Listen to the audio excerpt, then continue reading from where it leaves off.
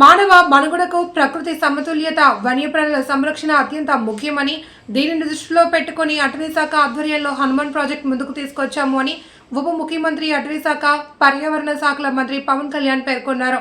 ఇటీవల కాలంలో వన్యప్రాణుల పట్ల పశు సంపదకి నష్టంతో మానవ భద్రతకు ముప్పు కలిగించే సంఘటనలు పెరుగుతున్నందున ఈ నూతన వ్యవస్థకు శ్రీకారం చుట్టామని తెలిపారు.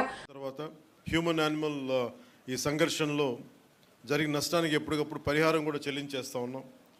25-26లో దాదాపు 2107 కేసులు నమోదు కాగా పరిహారం కింద దాదాపు 4 కోట్ల రూపాయలు చెల్లించడం జరిగింది. కూటమి ప్రభుత్వం అధికారంలోకి వచ్చిన తర్వాత వన్యప్రాణుల దాడుల్లో ప్రాణాలు కోల్పోయిన వారికి ఎక్స్గ్రేషియా, నష్టపోయిన పంటలకు ఇచ్చే నష్టపరిహారం మొత్తాన్ని గణనీయంగా పెంచాం. అంతకుముందు 5 లక్షలు ఉంటే కూటమి ప్రభుత్వం వచ్చాక 10 లక్షలు పెంచాం. గాయపడిన వారికి పరిహారం 2 లక్షలు పెంచాం. పశువులు చనిపోతే మార్కెట్ విలువ ఆధారంగా పరిహారం చెల్లిస్తూ ఉన్నాం. అలాగే చిత్తూరు, శ్రీకాకుళం, పార్వతీపురం, మన్యం జిల్లాల్లో ఏనుగుల సమస్య తీవ్రంగా ఉంది.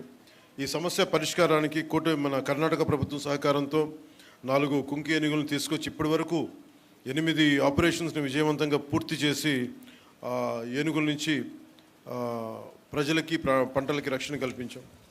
అలాగే ఏఐ ఆధారిత, ఆర్టిఫిషియల్ ఇంటెలిజెన్స్ ఆధారిత పైలట్ ప్రాజెక్ట్ ద్వారా ఏనుగులు మరియు ఇతర జంతువులు వచ్చే ముందస్తు హెచ్చరికలు ఇచ్చే వ్యవస్థని అటవీ సరిహద్దు గ్రామాల్లో అమలు చేస్తూ ఉన్నాం.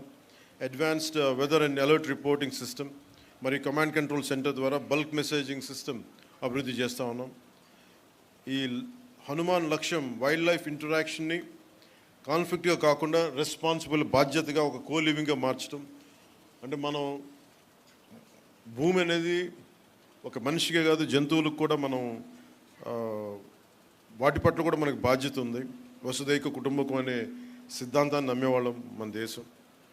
సో అలాంటి వారి కోసం ఈ హనుమాన్ ఆ సిద్ధాంతాన్ని మరింత బలంగా ముందుకు తీసుకెళ్తుంది. అటవీ శాఖ అధికారులకి, ఫ్రంట్లైన్ సిబ్బంది వారి అంకిత భావం, కష్టపడి చేసిన సేవల్ని మనస్ఫూర్తిగా నేను అభినందిస్తూ ఉన్నాను. అలాగే ముఖ్యంగా NGOs లేకుండా ఇలాంటి కార్యక్రమాలు ముందుకు తీసుకెళ్ళడం చాలా కష్టం. అలాగే wild life fund, Hyderabad tiger conservation society, eastern Ghats conservation